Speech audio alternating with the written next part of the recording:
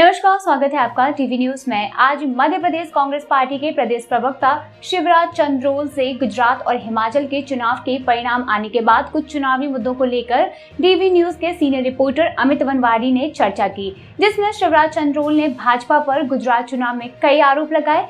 आइए जानते हैं हमारे सीनियर रिपोर्टर अमित वनवारी की खास बातचीत। दोस्तों, स्वागत है आपका डीबी न्यूज़ में। कुछ ही देर में हमारे साथ चर्चा पे होंगे मध्य प्रदेश कांग्रेस के प्रदेश प्रवक्ता शिवराज चंद्रोल जी। उनसे हम चुनावी मुद्दों को लेकर कुछ चर्चा करेंगे।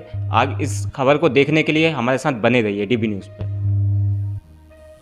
अभी थोड़ी देर पहले बीडी शर्मा जी का बयान सामने आया, जिसमें वो कह रहे हैं कि पूरे भारत के इतिहास में कभी भी इतनी बड़ी जीत किसी दल की नहीं हुई है जो गुजरात में भाजपा की हुई है। इसके बारे में क्या कहना चाहिए? देखिए, मैं समझता हूँ कि बीडी शर्मा जी अति उत्साह में हैं। बीडी शर्मा जी को याद करना चाहिए कि गुजरात में ही कांग्रेस पार्टी की जो जीत हुई थी, इससे बड़ी और ऐतिहासिक जीत हुई थी। समय अपने आप को दोहराता है। इस बार भाजपा की जीत हुई है, इस बात को स्वीकार कर सकते हैं, लेकिन मैं समझता हूं कि बीडी शर्मा जी की अतिशयोक्ति है। इससे पहले कांग्रेस पार्टी की केंद्र में कितनी बार जीतें हुई, वर्तमान सरकार से बड़ा मैंडेट कांग्रेस पार्टी को मिला है।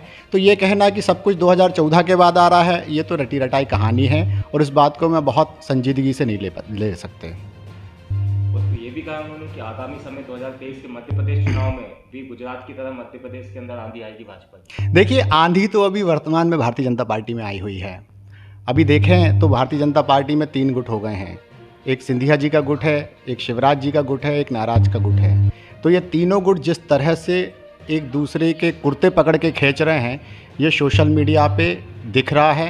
किस तरह से बयानबाजी हो रही है, ये जनता देख रही है।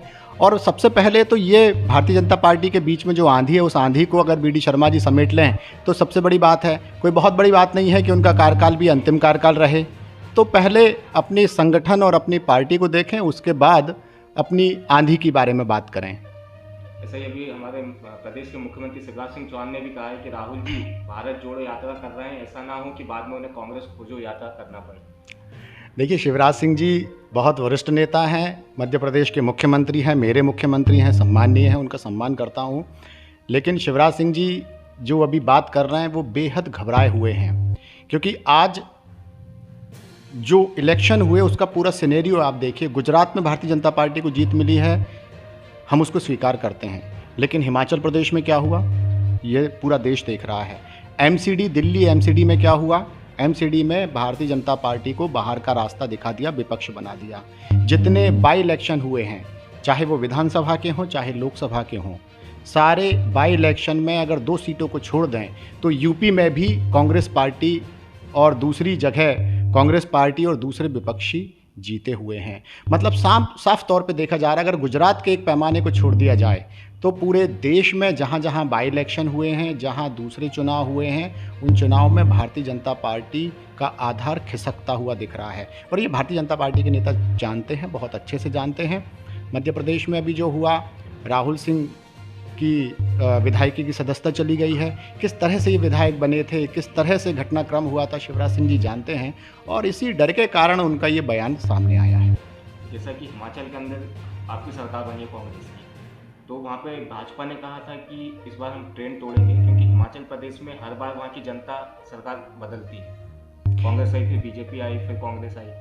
तो भारतीय जनता पार्टी ने कहा था इस ट्रेंड को तोड़ के हम दोबारा सरकार बनाएंगे, लेकिन वहाँ जीत हुई कांग्रेस की। तो इसको ऐसा भी मान सकते हैं कि जनता ने जिता दिया कांग्रेस। बिल्कुल सही बात है, और मैं इस बात को स्वीकार करता हूं कि जनता सर्वोपरि होती है। जनता जो मैंडेट देती है उस मैंडेट को हमें स्वीकार करना चाहिए, चाहे वो गुजरात का इलेक्शन हो चाहे हिमाचल का इलेक्शन हो। लेकिन एक सबसे बड़ी विडंबना की बात यह है कि भारतीय जनता पार्टी कभी मैंडेट को स्वीकार नहीं करती, वो मैंडेट को तोड़ने का काम करती है। जहां जीत हो जाती है वहां विधायकों को तोड़ने का काम करती है। गोवा और दूसरी जगह के उदाहरण आपके सामने हैं, जहां जिनके 2 विधायक आते हैं वहां वो सरकार बना ले जाते हैं। महाराष्ट्र में स्थिति खराब थी, उन्होंने जोड़ तोड़ करके सरकार बना ली। मध्य प्रदेश में स्थिति खराब थी, मध्य प्रदेश में जोड़ तोड़ करके सरकार बना ली। तो भारतीय जनता पार्टी कभी मैंडेट को स्वीकार नहीं करती है। भारतीय जनता पार्टी का काम केवल लोकतंत्र की हत्या करना है, मैंडेट की हत्या करना है, जनभावना की हत्या करना है। जैसा कि 2023 में मध्य प्रदेश में हमारे यहाँ भी चुनाव होने वाले हैं विधानसभा के, इसको लेकर क्या तैयारी, क्योंकि कांग्रेस के अंदर भी कहीं ना कहीं गुटबाजियाँ चल रही है। अगर बात करें हम नर्मदापुरम की, यहाँ पे भी कई कार्यकर्ताओं के अंदर गुटबाजी चल रही है, जो कि जिलाध्यक्ष से भी नाराज हैं, कुछ बड़े पदाधिकारी से नाराज चल रहे हैं। देखिए, मैं नहीं समझता कि मध्य प्रदेश में गुटबाजी का अब कोई दौर है, क्योंकि वो समय गया जब कांग्रेस में खेमे हुआ करते थे, गुटबाजी हुआ करती थी। 2018 के बाद से जब कमलनाथ जी के नेतृत्व में सरकार बनी थी, कमलनाथ जी ने सारे नेताओं को एक साथ रखा और सारे नेताओं को महत्वपूर्ण जिम्मेदारियां दी। भारत जोड़ो यात्रा जो शुरू हुई थी तो उसमें भी कमलनाथ जी ने सारे नेताओं को अपने अपने दायित्व दिए और सारे नेताओं ने बखूबी उसको निभाया। और आप देखेंगे कि अप्रत्याशित रूप से भारत जोड़ो यात्रा जो है वो मध्य प्रदेश में हुई थी, जिसका बेहद व्यापक असर देखा गया है। जहाँ तक बात नर्मदापुरम की करते हैं तो नर्मदापुरम में मैं नहीं समझता कि कहीं कोई गुटबाजी है, क्योंकि यहाँ के जो शीर्षस्थ नेता हैं, जो प्रदेश और राष्ट्रीय स्तर की नेतागिरी करते हैं, जो प्रदेश की नेतागिरी करते हैं, वो सारे नेताओं में आपसी तालमेल हैं। आप बखूबी जानते हैं, होशंगाबाद में कुछ 2-3, नर्मदापुरम में 2-3 घटनाएं ऐसी हुई हैं जहां पे कि सारे नेता एक साथ एक मंच पे दिखे हैं। चाहे किसानों के अधिकार की बात हो या उनको मुआवजा दिलाने की बात हो, तो सारे नेता एक साथ हैं। नर्मदापुरम में कांग्रेस बेहद मजबूत है। मैं आपको बता दूं कि हमने यहाँ सेक्टर और मंडलम से नीचे बढ़ के बूथ स्तर तक अपने कार्यकर्ताओं को तैयार कर लिया है। आने वाले कुछ समय में, चूँकि पूरे मध्य प्रदेश में ये सर्जरी हो रही है, मैं खुद हरदा जिले का प्रभारी हूँ, मैं जानता हूँ, 15 तारीख को वहाँ कार्यक्रम भी है।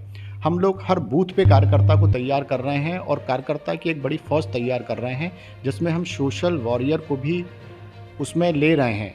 जो आज भारतीय जनता पार्टी जो झूठ फैलाती है, मीडिया जो जनता के विषयों को नहीं बताती है, सरकार का गुणगान गाती है, तो उस सारे विषयों को भी जनता तक पहुंचाने का काम जो है वो हमारे सोशल मीडिया वॉरियर जो हैं वो करेंगे। जैसे कि गुजरात में भी आपको चुनाव प्रभारी बनाया था, तो कितनी वहाँ पे जीत आपकी मतलब विधानसभा में हुई?